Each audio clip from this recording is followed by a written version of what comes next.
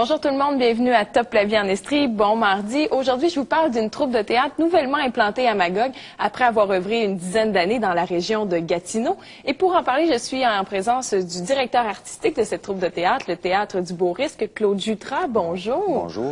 Donc, dites-nous, Claude Jutras, pourquoi vous implantez à Magog là, après 10 ans de production à Gatineau? Ben moi, j'étais natif. Je suis encore natif d'Asbestos et puis ça faisait quand même une vingtaine d'années que j'étais dans la région là-bas et puis j'avais le goût de revenir dans mon patelin. Donc, j'ai rapatrié la compagnie ici avec tout le bagage qu'on avait au niveau de l'approche au niveau des gens, parce qu'on travaille avec des non-professionnels. Donc, c'est ce qu'on a fait. Donc, c'est pour ça qu'on est revenu. Donc, vous avez appris votre métier à l'Université de Sherbrooke, oui, notamment. Oui, c'est ça. Dans le temps, il y avait à l'époque un département de théâtre. Et puis, d'ailleurs, il y a beaucoup de gens là, de la région aussi qui travaillent dans le milieu théâtral, qui ont étudié au département de ce qu'on appelait à l'époque l'option théâtre, qui était du département d'études françaises, mais il y avait une section théâtre. Donc, Patrick Quintal, que tout le monde connaît, là, du Théâtre du Double Signe, a été un de mes professeurs à l'époque aussi.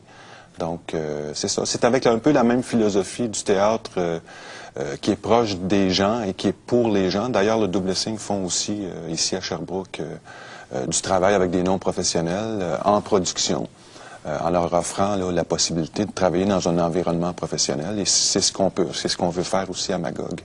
Donc là, vous recherchez des comédiens pour participer à des ateliers, des comédiens de tous âges, et ensuite qui pourront peut-être être intégrés à vos prochaines productions. Mais c'est ce qu'on tente de faire le plus possible. Donc, c'est sûr que si on a 16 personnes dans le groupe, on peut pas nécessairement toujours faire des productions à 16. Mais à ce moment-là, un groupe qui travaille sur une production, l'autre commence déjà à travailler sur la production suivante.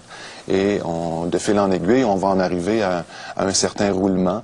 Et puis créer une dynamique aussi de troupe, d'avoir un noyau de gens qui reviennent et qui s'impliquent, tant au niveau de l'interprétation qu'au niveau technique.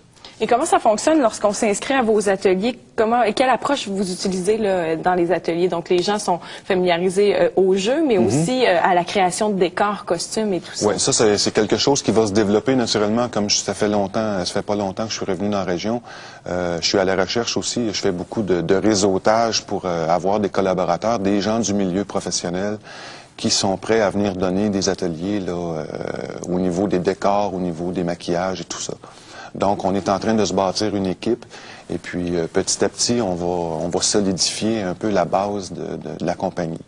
Donc, les gens vont prendre de l'expérience et de fil en aiguille, ils vont pouvoir enseigner à d'autres aussi, puis donner le goût à d'autres, parce que c'est une affaire de passion aussi.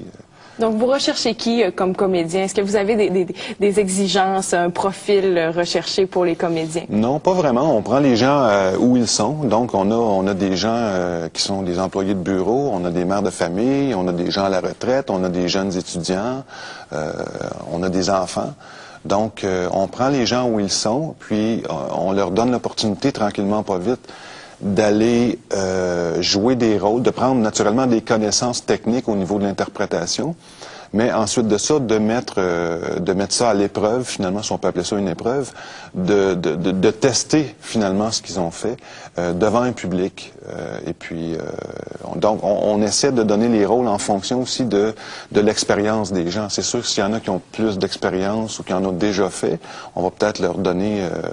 mais il y a toujours ce respect-là face aux gens, c'est-à-dire que on mettra pas les gens dans une situation où ils ont un rôle qui est trop gros pour eux, et qui finalement que ça soit pas une expérience positive. Donc on y va petit à petit et puis si c'est positif, les gens vont vouloir en faire encore et puis c'est vraiment ce qu'on recherche. Donc ce sont des non-professionnels, mais à Gatineau par exemple, vous avez fait de grandes salles, notamment le Musée canadien des civilisations, là, donc vous mettez vraiment ces gens-là en scène dans des endroits là, assez achalandés là, quand même. Oui, dans un environnement professionnel. Et c'est ça qui est intéressant aussi de la compagnie, c'est que, bon, c'est des non-professionnels qui sont épaulés, supportés par des professionnels à certains niveaux, et on les met ensuite en situation dans des théâtres professionnels, et c'est une expérience qui est très différente. autant pour les gens de l'équipe technique que pour les gens qui sont dans l'interprétation. Et votre première production à Magog, c'est la leçon d'Eugène Ionesco. Donc, on en parlera tout de suite après la pause. Les comédiens se joindront à nous. Donc, on revient à vous tout de suite après la pause. Mais juste avant notre chronique, notre dernière chronique Top Loisirs, on parle aujourd'hui de vêtements d'automne. On regarde ça. Avec le mois de septembre qui approche, l'automne est à nos portes et il faut penser à nos vêtements pour l'extérieur. Et un des indispensables pour l'extérieur, Véronique Larochelle va nous en parler aujourd'hui. Il s'agit de la coquille. Qu'est-ce que c'est qu'une coquille? Une coquille, en fait, c'est une protection qu'on va se rajouter par-dessus une isolation qu'on met, tout dépendant du sport qu'on s'en va faire. On met une isolation et par-dessus ça, c'est une coquille qui est 100% imperméable, coupe-vent et hyper respirante aussi. Et une fois qu'on a la coquille, l'indispensable imperméable, on peut mettre divers types d'isolation sous notre veste. Oui, effectivement. En dessous, tout dépendant de la température et de l'activité qu'on s'en va faire, on peut mettre des polars comme ça ici, épaisseur 200, qui vont être relativement très chauds. Sinon, ici, on a un polar qui est un petit peu plus léger, assorti avec le manteau chez Arc'teryx, la compagnie de la coquille qu'on a ici. Puis, ensuite de ça, pour les grands froids, la doublure en Primaloft, qui va être très chaude et très légère. Si on regarde le manteau ici et celui-là, ce serait quoi la différence? Ça, c'est vraiment une coquille, mais celui-là, pas tout à fait.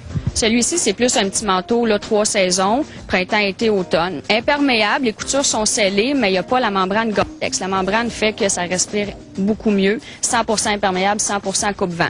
Celui-ci, on ne peut pas passer, exemple, 8 heures à grosse pluie battante. Avec celui-ci, c'est possible.